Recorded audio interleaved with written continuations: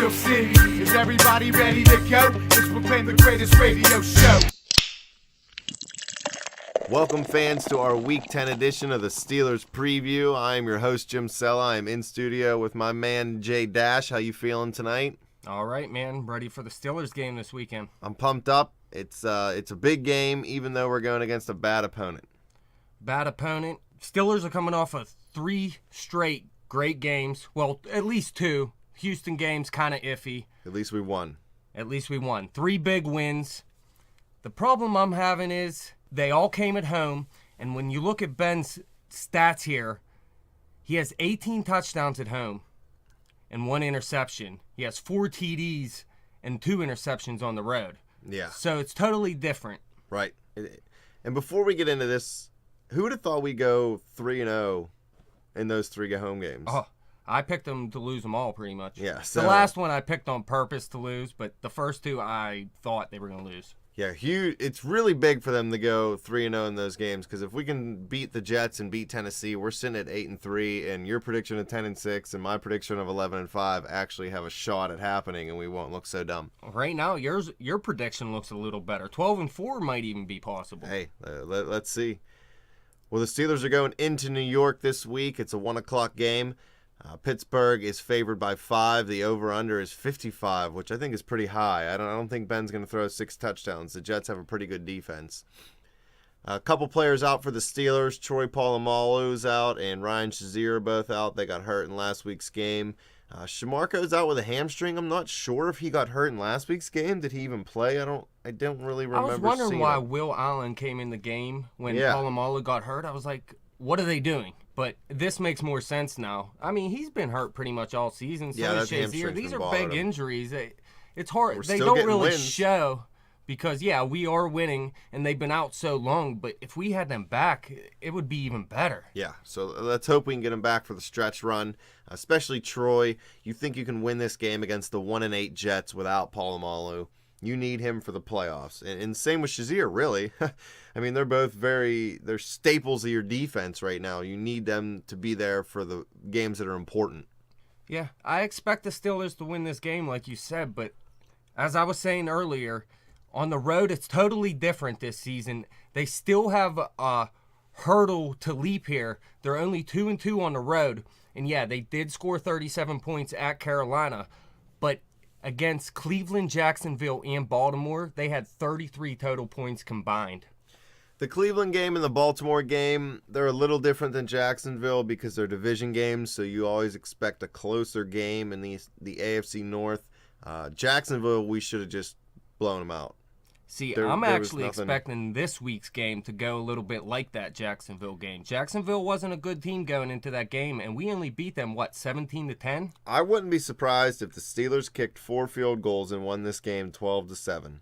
It wouldn't surprise me either. It would not shock me at all, I swear. I could see Ben having 12 TDs over his past 3 games. Yeah. Yep. He might even throw 2 picks.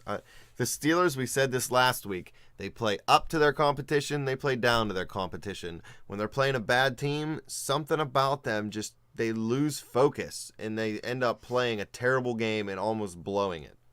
One thing I see that probably everybody sees that they need to get better at before the weather gets colder is they got to start getting the ball in the end zone on the ground. Yeah, three rushing touchdowns all year. Bell has 1 and Blunt has 2. That's not going to get it done in the playoffs.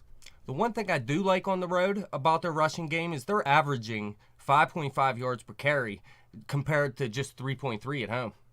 Yeah, it's weird. They run the ball better on the road. I don't know what that is. I'm glad it happens, too, because Ben plays a lot better at home, so you need that ground game on the road. Yeah. The Steelers' offense, they're ranked 3rd now. They've shot all the way up to 3rd at 413.6 yards per game. No surprise. They're 4th in passing and 13th in rushing. Now, we're dropping rushing. We were, 1st or 2nd after that Carolina game? There was a point we were in 1st, yes.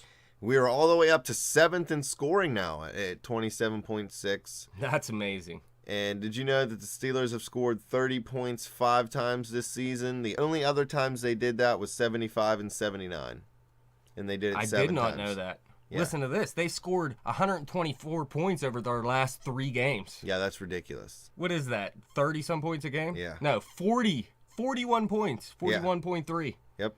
Wow. That's crazy. Never in our lifetime, though, I remember the Steelers even coming close to that. The one stat that worries me about their offense, though, is third down percentage, still at only 42.6. That's 11th in the league. That's a little better than, midway point, but it's still not good enough.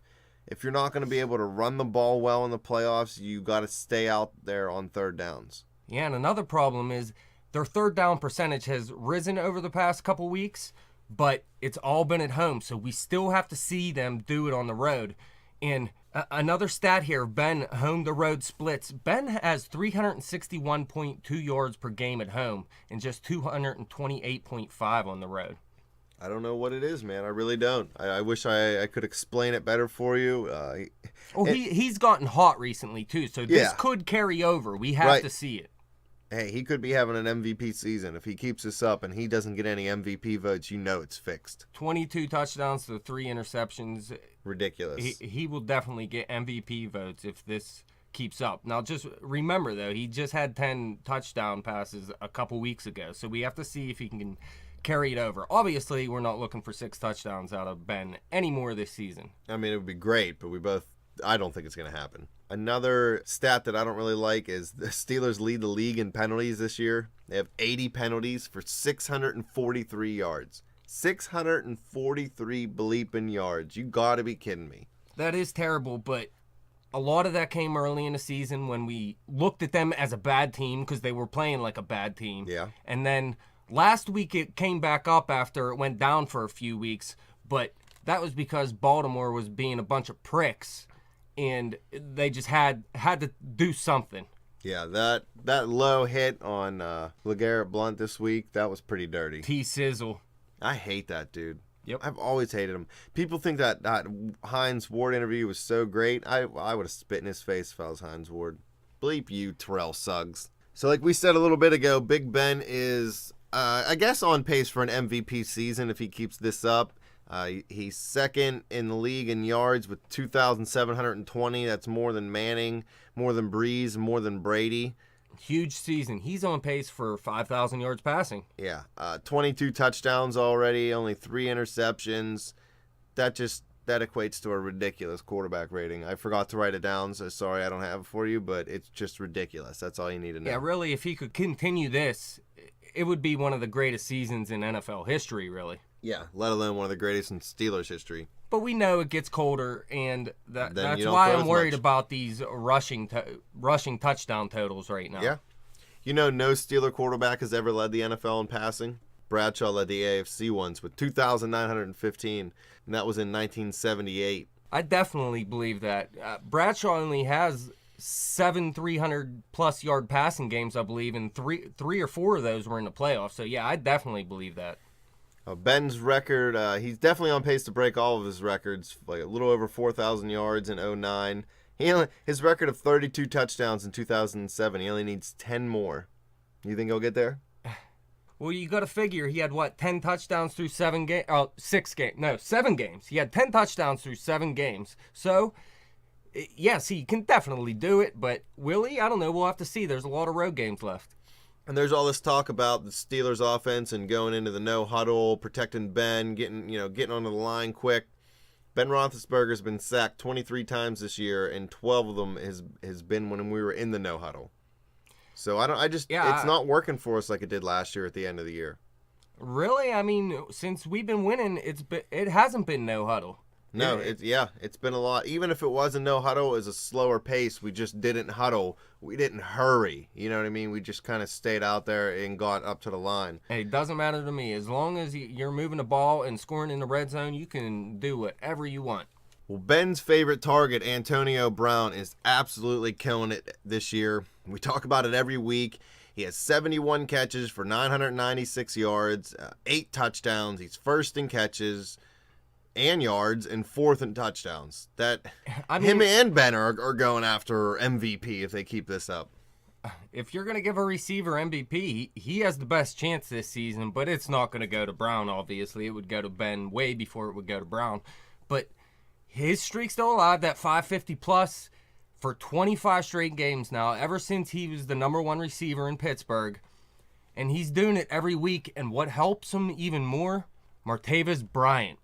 It is so huge that this guy came out and is scoring these touchdowns for us, because this is what is opening up the offense. I'm going to say it every week. The more dominant receivers you have, the better you are. The better you are. I mean, it's obvious to simple. say, but you can see the difference when it goes from one receiver to two receivers. Now look at Wheaton. He's starting to get into it. That's three receivers. This offense can be dynamite. When Justin Brown was in there, and this is no slap in the face to him because he's a good receiver and he will be better as his career moves forward. I hope so. But Bryant, he's just killing it. 5 touchdowns in 3 games, 10 catches, 167 yards. That's the funniest thing. 10 catches, 5 touchdowns. Right. In his career. This guy scores a touchdown every other catch. People say Chris Carter, all he did was catch touchdowns. Well, he can't shut his mouth, and at least Martavis, he's quiet touchdown scorer. This could be a record-setting season for the Steelers offense if, and that's the big word there, if they can keep it up. Because just like you said a couple minutes ago, they're terrible on the road this year. Terrible on the road. And another big problem is playing in Pittsburgh in the winter is a lot different than playing in New Orleans or playing in Indy. The good news is Ben to Brown doesn't have to be deep down the field, and you can get the ball in Brown's hands in many different ways, so he can still make the play. And Ben's been playing here for a while now, so he's got adjusted to playing in the cold weather. But again, more importantly to me is how are you going to keep Martavis involved as the season goes along? Throw him touchdowns, man. Yeah, keep throwing him touchdowns, but what about when there's a foot of snow out there? You got to keep him involved somehow. Hey, there's only been 2 players since 1980 to catch 5 touchdown passes in their first 3 games. Can you name the other one? I think I seen it, but I don't remember who it was. Eric Green, the Steelers tight Eric end Green. in 1990. That dude was awesome. My dad got his autograph on a napkin from he's met him at a bar one time, and he gave it to me. I have his autograph, too, on a card right beside Orlando Merced. Orlando Merced. Yeah, that's funny. Believe it. Little note about, since you brought up Eric Green, we drafted him in the first round. What all-time Pro Bowl tight end was drafted the same season? And it was 6th or 7th round. Shannon Sharp? Shannon Sharp. Score one for me. I am a genius. We should have waited for him. Believe that. Well, Bryant being the downfield threat, he's really opened up the middle of the field for Antonio Brown. The safeties have to respect Bryant's talent, so they can't really crowd the box. That also gives Le'Veon Bell a little bit more leverage. Keith Miller is definitely going to open things up for him. Marcus Wheaton, it's going to open things up for everybody, man. That's the great part about this. Yeah, Wheaton has actually become a factor again. He's caught a touchdown in each of the past 2 games, but then again, who hasn't caught a touchdown from Ben in the last 2 games? Listen, I lost in fantasy because this person played Marcus Wheaton. He was projected to get 6 points, and he dominated. That's it. See what happens? Go against Ben, you lose. That's what you get for always hating on him. He's having a quiet season. He's not doing anything, spectacular, but the guy still blocks well. And as long as he can catch the pass when you have to throw him the ball, to me, he's still worth what we pay him. We talking Heath Miller here? Heath Miller, yeah. I mean, he has 400 yards receiving. Quietly, 400 yards receiving. That's... Yeah, I mean, if he finishes the season with 6 touchdowns and 800 yards or even 700 yards, that's 700 yards pretty good from to Heath me. Miller. That's a very good season. Very quietly, too, because... Everybody's hating on him. Yes. Hating on poor Heath, saying he's washed up. He ain't washed up. He's quiet. That's the problem. So, what are we going to have to do to beat this Jets defense? This is a good team. They're 12th against the pass with 231 yards per game, and they're 7th against the run with 88.4. You know what I honestly think we need to do to win this game? Run the crap out of Bell and Blunt. The Steelers have been on a roll. Ben's been throwing these big touchdowns. Everybody's, finally starting to talk about it. The Jets are going to think we're going to come in and try to outthrow them. I don't want Michael Vick on the field a lot. Michael Vick gives the Steelers problems. So do you think we're going to be able to run the ball against this Jets team? They're very good against the run. They have Kelvin Pace, David Harris, Quentin Coples. They have a good linebacking core. They're good up front. It's going to be hard to run against them. The Steelers' O-line is playing a lot better this year. They're finally starting to gel. You see him out there using a fullback finally. As much as I loved Bruce Arians' offense, I just wish he would have at least had a real fullback on the roster. It helps so much in the running game. They have to get it done. It's not really even a matter of can they get it done. If they want to win this game, they have to get it done. This 32nd in passing for the Jets offense, throw it out the window. That's with Geno Smith.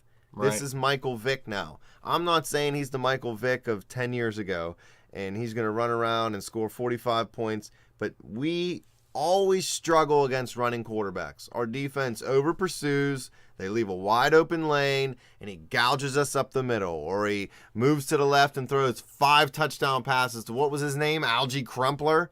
Yeah, I know it wasn't really 5, but I'm pretty sure it was at least 3. I liked Algie. It's just too much for the Steelers defense to handle. You got to run the ball. You got to keep the offense. For one game this year, you got to kind of go to this old school style offense that I don't really like, but I think it will help you win this football game. As good as the Jets are against the pass and the run, they're in the top half of the league in both categories. They have allowed 24 or more points in their 8-game losing streak that they're on right now. So they can be scored upon, and that is because of how bad the offense was, though, and they weren't holding on to the ball and putting together drives with Geno Smith. So, yeah, Michael Vick is a key factor in his game. He's questionable. He's expected to play. If he can get it done on the ground, it's going to be tough. If Vick can walk, he'll play. There's nothing keeping him out of this game. This is his chance at becoming a starter again. It's his last chance at becoming a starter again. He knows this. He didn't look very good last week. Well, I mean, he didn't have time to looked better prepare. than Geno, but You got to get Rex Ryan knows that this is his only chance at saving his job. These guys know that this is their last shot at this part of their career, at least for the New York. They got to get it done. I They're think gonna Rex be Ryan's desperate. going to be around forever for some reason. I don't think he'll ever get fired. But, yeah, Vic does give him the better chance to win, but This feels He's like a giving- trap game to me. he's given the Steelers fits in the past, if Telling you you, remember. yeah, he took us to overtime. And he what did we tie? He killed us in that game. And he got some decent receivers. Eric Decker has been targeted a ton this season. He has Eric Money Decker.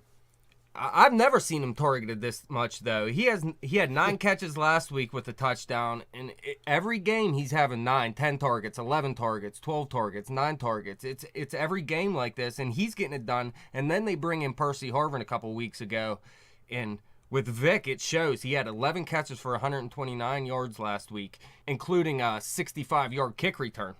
Yeah, like I said, man, Vic changes this whole offense. It makes Harvin better. It makes Decker better. It makes Ivory better. It sort of looked like the Steelers from weeks ago, though. They moved the ball, but they weren't getting the ball in the end zone. So are they going to take a step forward? That's a question. They're at home, and the Steelers aren't as good on the road, even defensively. What do they have, 16 sacks this season or something? Yeah. Okay, Harrison. 11 of those are at home, and 5 of those are on the road. And 4 of them came from James Harrison alone. Oh, gotta love James Harrison. My man. That's another key factor in his game. My man. If James Harrison plays half as well as he did last week, that's a whole nother dimension to this defense.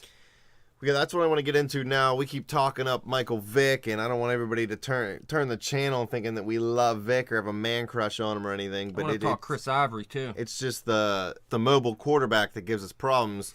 The Steelers' defense in the last 3 games, money in the bank, man. We've been creating turnovers. That's the most important We're giving thing. the offense a short field. We're getting off the field on 3rd downs.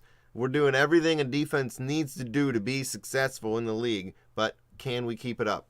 With the injuries, it's going to be tough, but they've showed they've already done it with some injuries. And it seems like we're short at corner, but they're getting it done. Yeah, we get burnt maybe once or twice a game, but it hasn't killed us when our offense is killing it like they have been. Troy's out. Shazier's out. Shamarko's out. So you got Allen in for Troy. And Spence has already been playing pretty well in place of Ryan Shazier. Shamarko being out hurts only because Troy's out. And let's not forget Jarvis Jones is out, too. Yeah, as long as James Harrison's playing the way, if he can keep just for a couple more games this year, man. Moats has been great for us. Yeah, Moats can play well. If Harrison keeps it going, I don't think that losing Jarvis Jones is hurting as much as losing Shazier or Troy. Troy's second on the team in tackles, man. He's 85 years old, second on the team in tackles. The dude just don't quit. If Vic can get this offense going a little bit, they already have a good run game. Chris Ivory has 497 yards rushing and 5 touchdowns. Yeah, he has more touchdowns than our whole entire team rushing. Yeah, definitely. And Chris Johnson, actually, he's the one that got more work last week because he was the hot hand. He had 11 carries for 69 yards. Now, if you heard any of our previous segments, you know we both hate Chris Johnson, but he can get it done too. I'm not so much worried about Johnson this week. He doesn't really do too well against Pittsburgh. I know that usually that shifty back does, and I think he burned us one game. He had a 200-yard game one time, but pretty much all the other games we've kept him in check. I'm worried about our up-the-middle defense. I don't like McClendon. I don't like him at nose tackle. I don't think he's big enough. He doesn't suit what our team does or needs out of that position. I like McCullers better. I know he's a rookie. He's ginormous. And they need to take up blockers. And McClendon is more of a 4-3 D lineman, D tackle to me. He can get upfield and put pressure on the quarterback, but that's not what we need out of that spot. And he's constantly out of position. And Ivory's a straight ahead runner, and I could see him just blowing right past everybody and then running right over our D backs. Yeah, as a team, the Jets are third in rushing with 139.9. So they've been getting it done all season. And you're right, earlier in the season, we weren't able to stop the better running backs in the league. Even Ben Tate ran over us. Arian Foster looked very good in the Houston game. Yeah? Yeah, we stopped who? Toby Gerhart? Yeah. We stopped Doug Martin. Yeah. We stopped... Who was it last week? Who was Carolina's running back that week? They were all hurt. They only had one. I think it was Stewart, but he was the only one. So we really haven't stopped a good running back yet, and I believe Chris Ivory is a good running back. Yeah, and I think it all starts with McClendon in the middle. He's got to get better. He's got to be, more gap sound. He's got to be able to take on more blockers, and that's why I like McCullers, and I don't understand why he's not getting more playing time. Another key factor for the Steelers this week is to stay positive in the turnover differential. They're +2 for the year. They've been doing well these last 3 games in this win streak. I mean, it's football 101. You win in the turnover battle, you have a better chance of winning the game. The offense has been great all season at holding on to the ball, and the defense has come on the past 3-4 weeks maybe. And when they're both doing it at the same time, this team really is unstoppable. Let's just hope they can keep doing it. The turnover machine and Geno Smith isn't in there, so he's a quarterback. Let's face it, you're getting 2 or 3 a game. He threw 3 interceptions and like nine passes in his last game. It was just god awful. I think Vic had 3 interceptions that game too, or something. Yeah, he probably didn't did. Well, that was the game he said he wasn't paying attention to what was going on. So let's hope we get that, Michael Vick. All right, so what are your 3 keys to victory? 3 keys to victory. Number 1, I'm going to keep saying this, you got to keep Brian involved. You have to have more than one receiver. If you have multiple options, it opens everything up. 2, yeah, we're going to have to run the ball. Bell got to get going again this week. Blunt looked pretty decent last week. I'd like to see him run like that again. I know his totals weren't there at the end of the game, but he looked solid early in the game. And I believe both of those guys are going to have to get it going. And 3, just the Steelers offense in general. Like I said, they only had 33 points total at Cleveland, Jacksonville, and Baltimore. I need to see them take this extra step on the road now that they've shown the past 3 weeks at home. My 3 keys to victory are the Steelers need to run the ball well, especially in the red zone. We need to get into the end zone on the ground. We need to start getting Bell and Blunt going, not just in the middle of the field. We keep saying November's here, December's coming, January's coming, the snow will be here sooner than you believe. We need to be able to control the clock. I'm not saying don't throw the ball with Ben. He can still throw the ball, 30 times a game, and we can still win. But you got to run the ball consistently. 2, we need to win the turnover battle. We're doing a good job the last 3 or 4 weeks. We got to keep it going. Our defense can't be out on the field very long. When they are, they start getting burnt. Get the ball take it away from the other team's offense, get the ball in the hands of our offense, and let them wear them down. That's why we went out and got Blunt and have Bell. It's so we can do those things. 3, Ben needs to keep playing well. I'm not saying throw 6 touchdowns a week, but he's got to keep playing efficient football. His completion percentage is out of this world right now. His quarterback rating's out of this world right now. If there was ever a year we really needed an MVP season from Ben, it's this year. The defense will not win us a Super Bowl this year. It is not the steel curtain defense that you guys are used to. This defense is a bend, but hopefully won't break defense. And they're getting better. So I'm going to give them credit now because they are playing better. And hopefully we can get at least to above average status. But right now it's hold your breath and hope for the best from this defense. And Ben put this team on his back and carry us to victory. Yeah, the defense has been playing very well the past 3 weeks. But we said it earlier this season. We've said it again and again. It's going to be the offense that has to take us to the promised land. So, I love the promised land. So, what's your prediction of this game? Well, I'd love to predict Ben to throw 6 touchdowns again and become the Hall of Fame quarterback and finally solidify it in your eyes because we all know that you think he's a girly man. Always putting words in my mouth, man. The Steelers are -5. I don't know. I think they're going to eke this one out and Pittsburgh wins by 3, 24-21. I am going to say it's closer to that Jacksonville game, and it's a low-scoring game. I take the under on this, and I say... Especially if you tease it. I'm going to say 20-13. I could see that. Well, that wraps up tonight's show. Thanks, everybody, for listening. Dash, thanks for sitting in with me. I always have fun doing these segments with you. I know sometimes it's miserable for you, but tonight looks like you had a little bit of fun. I'm just clicking my heels trying to go home. Please believe. Watch out for them deer. I almost macked one on my way home. I don't even drive a mile and I almost crushed one. Did you almost hit it? Yeah, I was like 3 feet away from it. You should have gunned it and made me some deer jerky. Dude, I drive a Honda Civic. If I'd have gunned it, I'd be dead.